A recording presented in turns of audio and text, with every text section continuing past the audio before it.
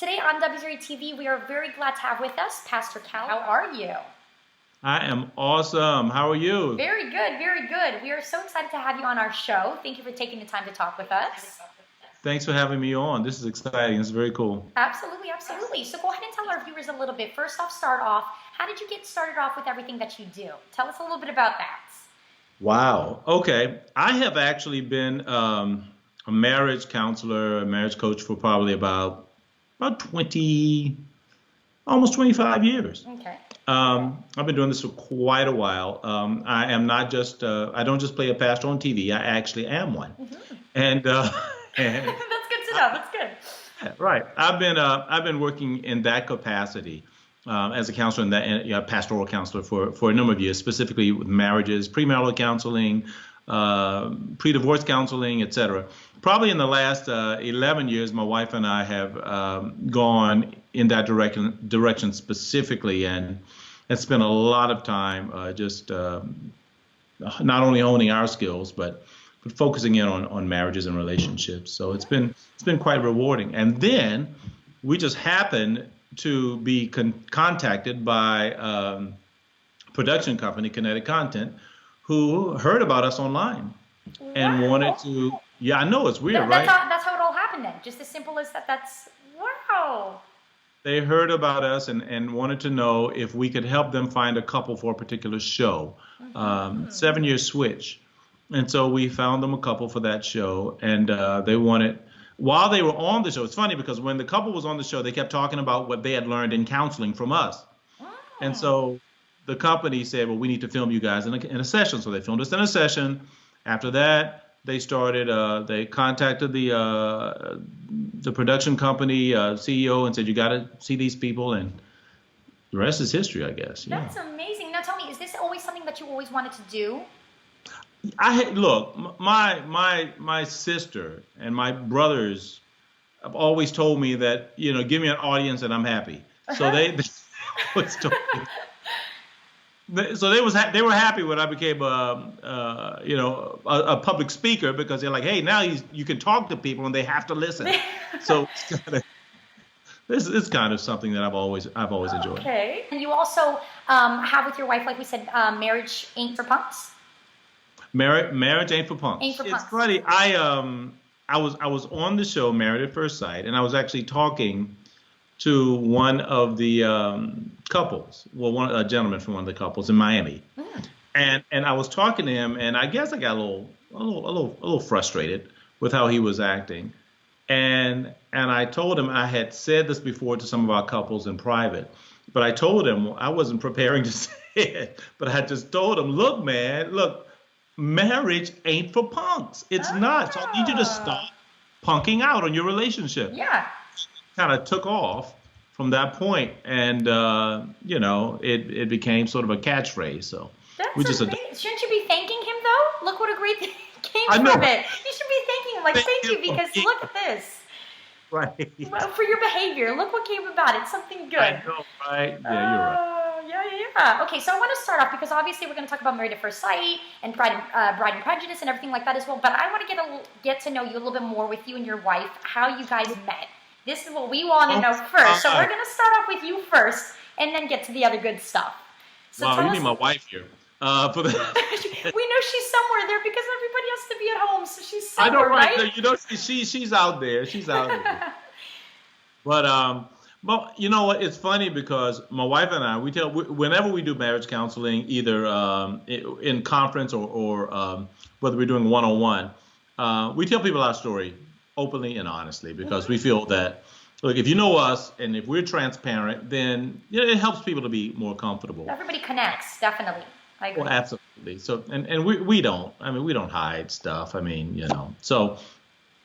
We started. We are second timers. We both are. We were married once before. Okay. And so Wendy and we've been married now for 11 years. Oh wow. Mm-hmm.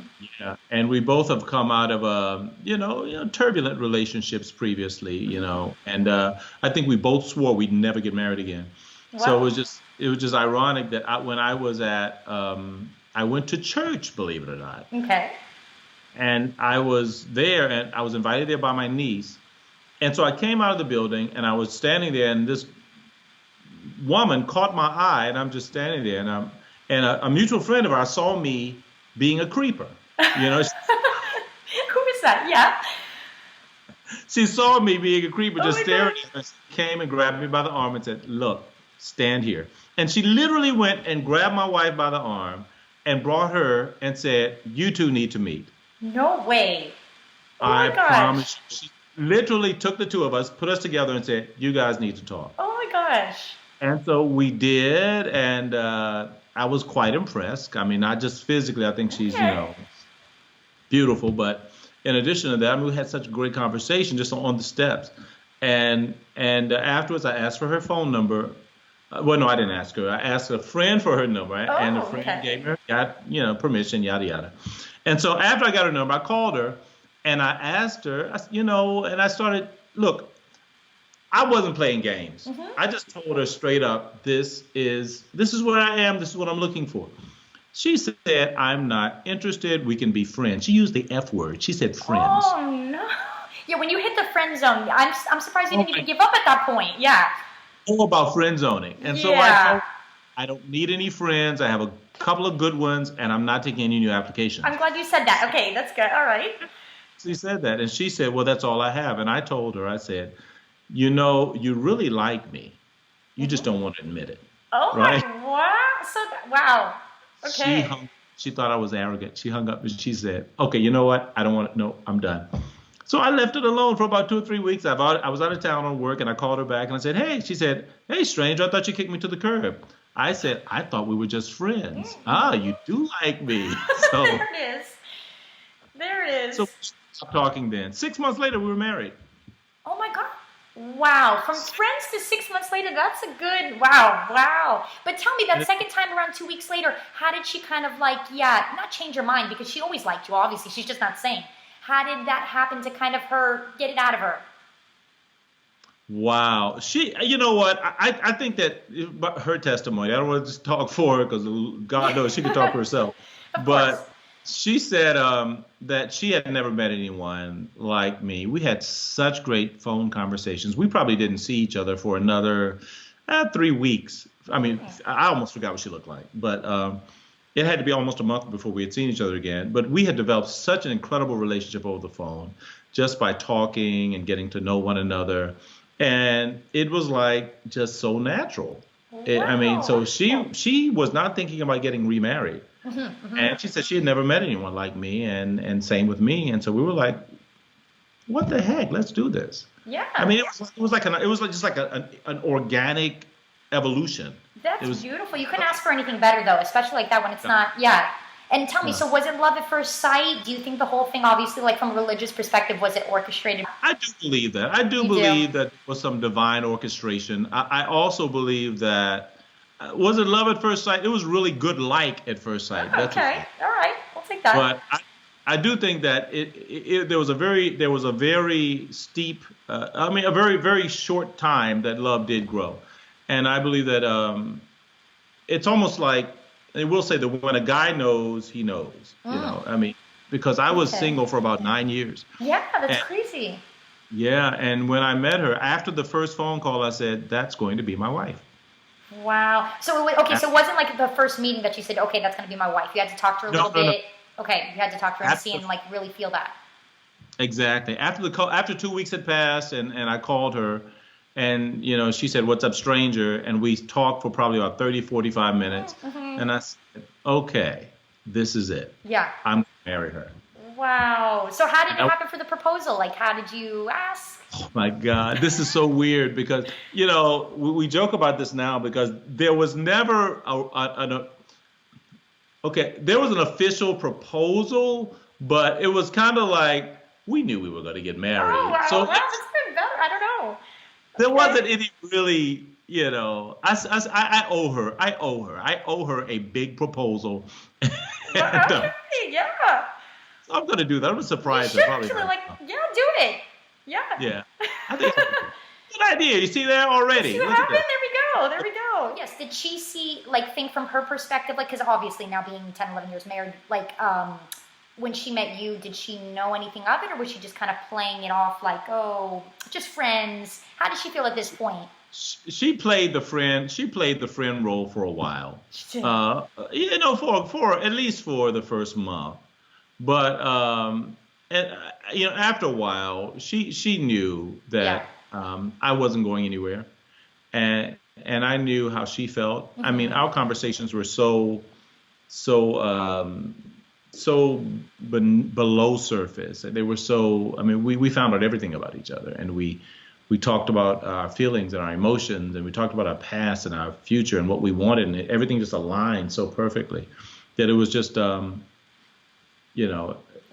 I think she grew in love with me at the same time that I did with her. That's beautiful because I think everybody needs in love like that, alignment like that, to be aligned. Do you believe that's a thing? Like, obviously working with so many couples and different people, do you believe everyone has to be aligned for like the perfect love? I don't. Do I believe that there's one person in the world for you? No. I believe that you could be compatible with a number of people. You do believe that?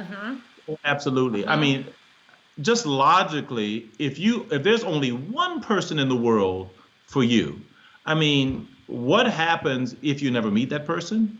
What happens if that person's born in a different country? What happens if the person speaks a different language? I mean, it could be any number of variables. So the idea that there's one person, I have to find that one person, I believe is a little narrow. I agree.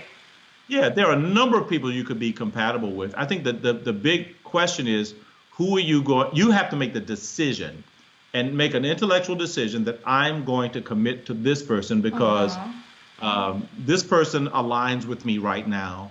And so I'm going to work out all the details. So I'm making a decision. I'm choosing to be with this person. Yes. Everything else I'm blocking out. So I don't care if there's someone else out there. And there's got to be, though, both parties have to comply, though. Like, both have to work together. If one doesn't, you know how a lot of relationships, only, half of the, one person decides to do it and the other person isn't really in it, so. Absolutely, yeah. So I do believe that, I believe in love at first sight? I believe in strong attraction at first sight, but I believe that love grows. Love grows. Yes, we've heard you say that on the show as well, and I'm like, I agree with that 100%. Yes. Absolutely. Definitely. So do you believe soulmates exist, though? Like the end result, who you're, like, definitely with? I do believe soulmates exist. I believe that, but I believe that they can be created. I believe that your soulmate is not something that, again, just ethereally, it just exists out there and two people, boom, and yeah. I believe that as you grow in love, you find that this person is compatible with my spirit, with my soul, with my heart. This person is the other piece of my puzzle, and that is your soulmate. But I think you have a lot of deciding power. A lot of that is based on you. I don't believe that. I think when people talk about soulmates, it's almost like there's this kismet, this thing that sort of like just comes. It's sort of like some sort of intangible thing. Yeah. But I believe that you actually can create a mated relationship, that comports with your soul. Tell us the difference between old-fashioned love and modern love. Yeah, there's a difference, and you use the word love, and I think that is the thread that runs through the fabric of both those scenarios is love. And I think when we talk about old-fashioned love, we talk about people who are committed and who stay in a relationship no matter what, and they, like your grandparents or even your parents. My parents were married for 35 years before my dad died, and my grandparents, God knows, I don't know, 100 years. I don't know how long they were married, but nobody left. No. And so the question then becomes, and now it's like, oh, I don't love you anymore. I'm out of here. Yeah. Or whatever. But the question comes in, was that a different love than what we have now? And I don't think so. I think that people don't understand what love really is, because love is not a feeling. And so I think that the new fashioned love is sort of like based on how you feel about a certain situation or a certain issue in your relationship or certain circumstances. But old fashioned love was based on commitment. And I believe that all love is commitment. I think that when we talk about love, on one episode of Married at First Sight, and the most recent one, they were talking about, I think one of the guys was saying how, he didn't want to say the L word. It meant this and it meant that. And he was so scared to say, I love you. With And I'm Jessica and like, Austin? Jessica and Austin. They have Austin. Yeah. and I'm like, dude, come on, man. I'm like, you're already living love Yes. out. Yes. Because love is, and I'll never forget my college professor, Dr. Claude Thompson. I'm throwing it out to him, and he and his wife. They've been married for like 60 something years. I mean, they were like my mentors. Wow. And he gave me this definition when I was in college. He said that love is a commitment. It's an intellectual decision you make to be committed to another person's legitimate needs. So it's a commitment. It's a decision that I'm making, irrespective of feeling. I'm making this decision that I'm committing myself to you. It makes no difference what we go through. Okay? Absolutely. I'm committed.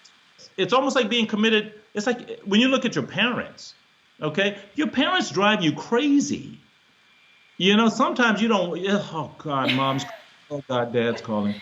Dad, I mean, they may drive you crazy. Yeah. But in circumstance, will you ever say you don't love your parents anymore? Never. No, you don't do that. No, ever. You don't even think of that. That doesn't cross your mind. Exactly. Will you ever not do whatever is in your power for your parents? You'll always say. Absolutely. That's what love is. Yes. That is the truest example of love. And if we could translate that from a parental-child love to a husband-wife love and understand that the same love exists in scenarios, it's devoid of feeling. Yeah. Feelings come, feelings will go. Yeah. Old-fashioned, they understood that, man.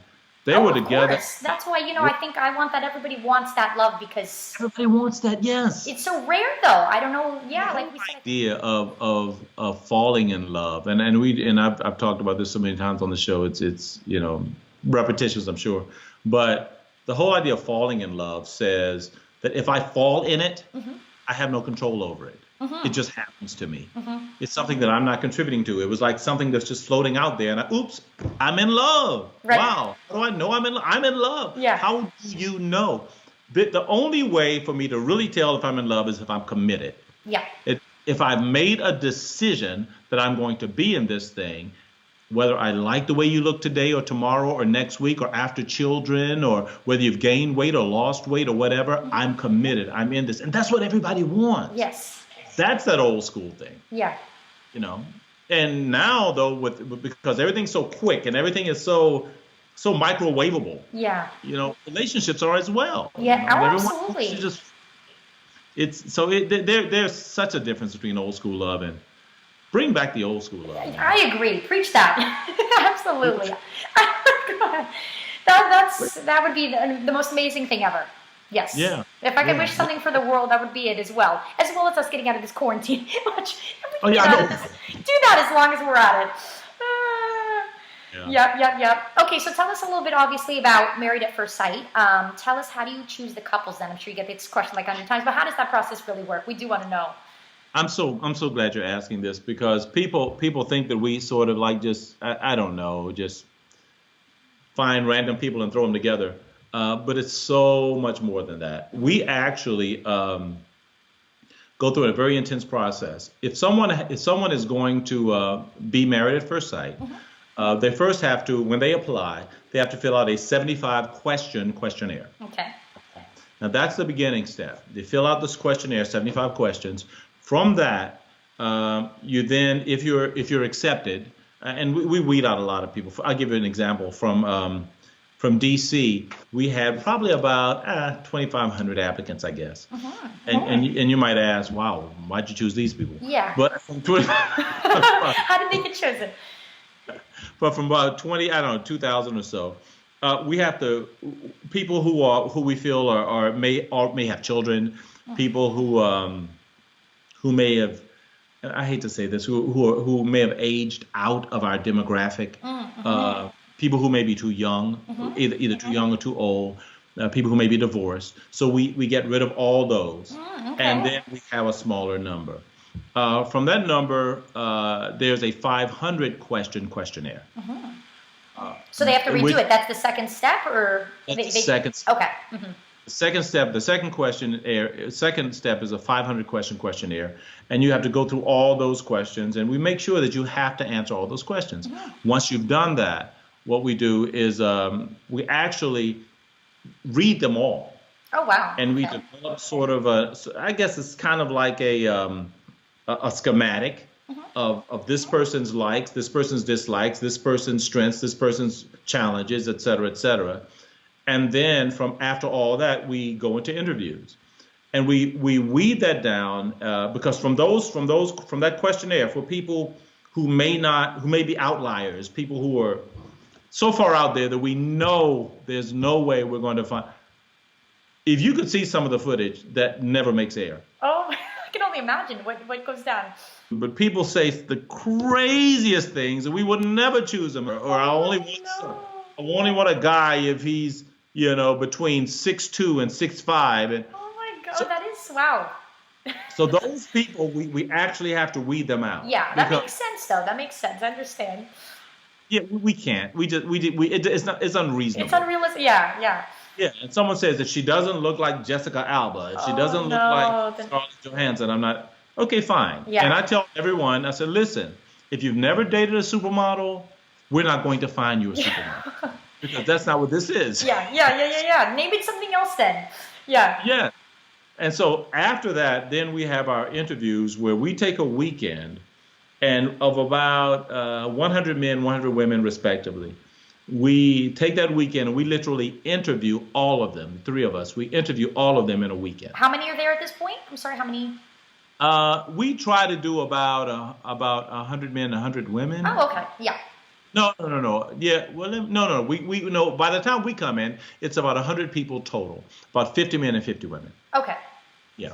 So for that weekend, we literally are interviewing 100 people in a weekend. Oh, wow. Mm-hmm. And so we start on a Friday, we end up on a Monday, a long weekend, and we're doing about 25 people a day. Mm-hmm. And so we're actually sitting in front of these people, we're talking to them, and it is laborious. But after that, we videotape all of the interviews. Then once we finish that, we deliberate after every session. We come back, we deliberate, we go back, we deliberate, and then we sit down and we start pairing. Okay. Oh, from that point. Okay. Mm-hmm. Yeah. And then once we start we go down from that 100 to, all the viable couples, which might be, 20, 25 couples. Mm-hmm. How does the pairing process work, though? How do you know who, at that point, to put who with who?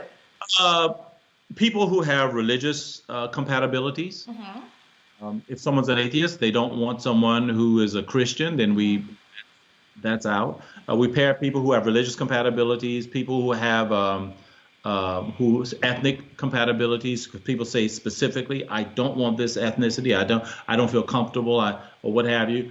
People have income disparities. Mm-hmm. We try to make sure in every area, whether it's social, economic, or spiritual, or otherwise, that we find people who have very similar values. Mm-hmm. And so that's how we tend to come down with these roughly 25 couples. And then we sit down again. Then we send them to psychiatrists. Oh, wow. Psychologists. Okay. 4 psychologists that they actually have to sit with. They have to sit with the psychologist. The psychologists evaluate them and take them through testing. Mm-hmm. They have to pass psych. Then we have to do background checks. Okay. So we run big background packaging for criminal background checks. We run, we do health evaluations. We do, you name it. Then we talk to their families. Oh, you do? Oh, wow. We actually we ask them to bring a family member with them. Mm-hmm. And we actually talk with them and their families, just so that we can, get an idea where they're coming. Yeah. An idea whether or not this person is real or fake. Yeah. And then we do a social media sweep. We look at all their social media. We have a company that reviews social media to see if there's anything that might bring up a red flag, if there's been any sort of racist slurs or any sort of antisocial things out there. Or it's probably about a 3-month process. Wow, I was going to say, how long is this? Okay, 3 months. Okay, yeah, that makes sense. Probably about a 2 or 3 month process. And then we finally come up with 5 couples. And that process is sort of, it's not just the 3 of us, honestly.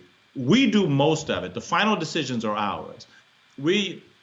need input from whether it's just on the lower end, a production assistant, all the way up to cameramen, producers, and everyone. We ask, what have you noticed? What are you noticing when we're not around? What are you seeing? And they come and tell us everything. You know what? This person seems great, but when I was talking to them privately, this was happening. Okay. So eyes all over the place. Yeah. And so, and then after that, we whittle down to probably about, if we're choosing 5 couples, probably about to 6 or 7 couples. And then we have alternates, because even after all that, somebody might drop out. Wow, that's a long process, but that's a better explanation. We can get an idea of what really goes on. Yeah, it's not random at all. And even with all that, still when the lights come on, the cameras come on, and that pressure hits, they lose their minds. Yes. Yeah. It's like, who are you? Yeah. We don't know who you are. You're not the person we interview. You're not the person we talk to. Well, so, I try to warn people that, up front, and tell them, look, please make the best out of this. I think one of the greatest examples, not to go too far off subject, but one of the greatest examples was in the Charlotte episode with Keith and Iris. Yes. I mean, neither of them were perfect, but one thing I do credit Keith with is that he was a complete gentleman. He was a gentleman, and even though he had decided that this is not going to work, he tried, and he never treated her poorly. He never, that we saw, or that we know. I mean, she might give you a different story, but from all that we see and from all that production saw, is that he was never like, a horrible person to her. No. Where are they now? Where are they now? They're separate, doing their own things. Okay. They both are well. They both are doing that's fine. Good to hear. Good. They both, and all it's almost like, they form these little communities. They form these little communities, and they get together and what have you. It's we don't even know how they meet each other. Yeah. Like, who met who? I don't. How do you do that? I don't know. But. Yeah, I'm going to throw in a little bit of a dissuasion of conversation here as well. But Dr. Jessica and John? Hey, yeah. How did that come about? That's crazy. Let me say, I'll say this because Jessica is one of my dearest friends. We work together not only on Married at First Sight, but we worked together on Honeymoon Island. We worked together on what was the other one? Happily Ever After. Yes. And we've just been the best. I mean, we've just been friends. I mean, she's my sister from another mister. Oh yeah. So Jessica is the coolest, and she and John, I'm happy for them. Yeah. Let me put it that way. I'm happy for them. But just to put all the fears to, they did not. This was not something that happened during filming. Okay. This was not something that happened while he was with Molly. None of that happened. This was completely after all that was done. Yeah. She was not looking for it. She was not expecting it. She called me and said, "Oh my God, this." And this was long after the show was over. Okay. She called and said, "Okay, Cal, what do you think I ought to do?" And I said, "Well." We had our conversation about it, and I said, there's no, I guess there's no rule that you can't like someone who's on the show. I mean, it's a rule for me, but but there's no rule because I'm married, but she wasn't. Of course. But so they got to know each other, and it was very slow going, and she rejected him a number of times. Oh, so he liked her first? She rejected him? Yes. Oh, okay. I didn't know that. Most definitely. Yeah, wow. Yeah. He pursued her. Oh, wow. Okay. And she rejected him, said no a number of times. I mean, they'll confess this. And eventually, they talked and things developed, and the rest is history. The rest is it. And Molly is so supportive. Really? Of their relationship. Absolutely. That's good. Because I don't know. There's no drama between the three of them. That's great. No. Wow. And Molly, what is she up to? Like, does she have someone? I'm not sure what she's doing. I'm not sure. I'm not sure. I wish her the best because she's so sweet. Yes. Molly's a sweetheart. She just didn't have the relationship just didn't work. It was just, and again, it was that whole pressure of the cameras and everything. Look, no one knows what this is going. No one knows how they're going to respond to this until they're actually in it. Yeah. No one knows. Yeah. I mean, look, I thank God that nobody has a camera on in my house for 40 hours a week. You know, so I can only admire these people. I can only admire them because it's like, wow, it's tough. Crazy. The star couples here: Bobby Danielle, Jessica Austin. Yeah, they're great. And it's the same with Keith and Christine. The same thing. And Keith calls me every now and then to help him through some issues. But, Keith and Christine, they're the same way. Anthony and Ashley, or I mean, all of them. Beth and Jamie. Yes. They listen as well. Yeah, they listen. They are very passionate. What do you think of them? I love them. Them together. Yes. They're funny. They're funny. They've had their hard times, but they really they're the essence of the term "marriage ain't for punks" because they've had times when they could have punked out, but they chose to stick in there, and now they are at such a great place where they're so in love with each other, and they moved. They're living in San Francisco now. They're awesome. That's great. You know what it is about each other? They're like yin and yang, like strangely meant for each other. Even amongst everything, fights or whatever, they are just like this. It's unreal. And they protect their relationship. What they do is they actually, even when they fight, they do it internally. They try to keep other people out, and they're just. I love them because their relationship is a little different from Jessica and Austin, because Jessica and Austin, they have sort of like muted anger. They don't fuss. Yes. You know, no. They deal with their things, but Jamie and Beth, they will explode. Yeah. And then they'll together pick up the pieces, put them back together, and move on. Yep. How do you feel about complete opposites, though? Yeah, I was going to ask you that because that is very important. Complete opposite people, can the relationship work if they're opposite Absolutely. People? Do you think that? It's almost, and I'll use it. I'll say it like this. Yes, opposites can work. They can. Complete opposites, I think there has to be some similarities. I think you have to have compatible.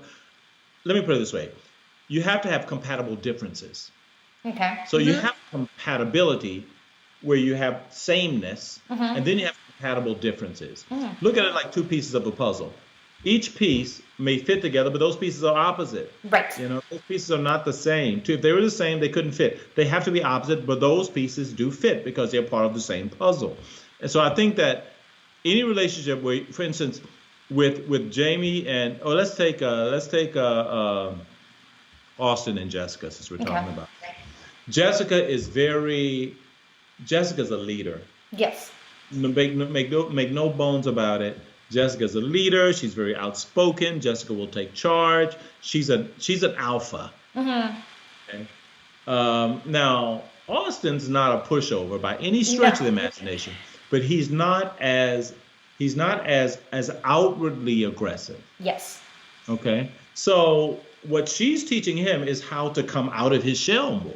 Right. What he's teaching her is how to tone it down. So they have compatible differences because they can actually help each other. The problem in complete opposites is when people don't have compatible differences, they have just differences. Yes. Where one difference cannot complement the other person. Right. If you're an extrovert and you marry an introvert, that can work. Yes. Okay. But if you are a mean person and you marry someone who's completely just nice and docile, that's not a compatible difference. If two people are opposite and those differences are not complementary, for instance, if someone has intense anger and the other person is very docile, okay, those are not compatible differences. Yeah. But if someone is very hot and the other person has the ability, has the skill set rather to sort of diffuse that, then those differences can be compatible. Yes. So it's a matter, opposites attract, yes and no. Absolutely. Well, tell us a little bit about the show as well, filming that. What is that like for you for Pride and Prejudice? Oh, it was so much fun. It was a lot of fun. I mean, and I think that the crew we worked with were just so top notch.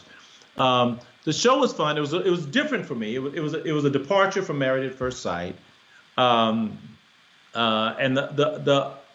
the opportunity to sit down and just deal with these issues that I love to deal with. You know, you're talking about differences in religion or differences in ethnicities and differences in age. You know, I salivate over that stuff. You know, so it was a lot of fun for me to just sit down and be able to just tackle these issues one by one, and not have to worry about anybody, getting married at first sight or anything like that. It was like, these people are already in relationships.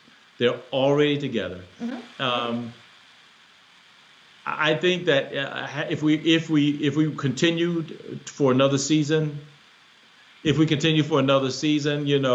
anything too hard for you though to deal with, or do you have kind of like the answers for everything? Is anything too hard for you ever? Oh my God, it's all hard. It is, yeah. It really is.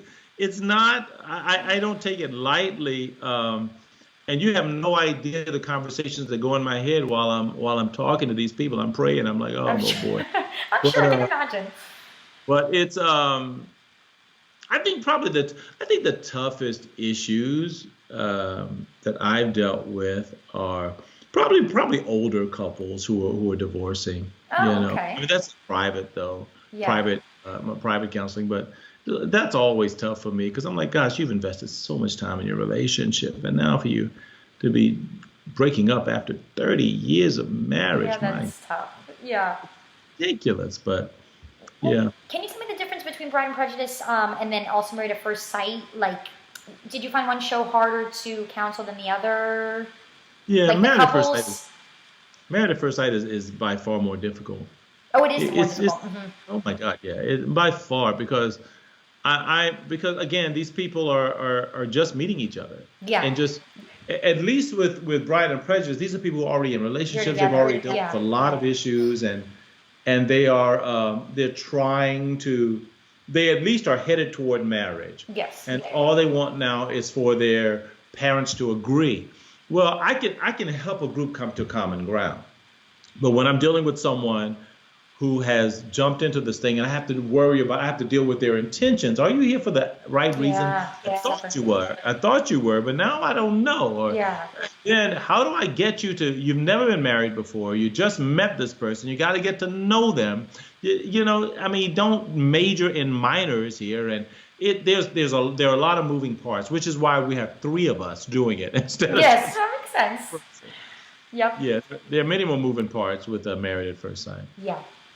Well, thank you so much. I think I've taken up enough of your time. I just wanted to wrap it up with Pride and Prejudice. Thank you. I had such a blast. So cool. So cool.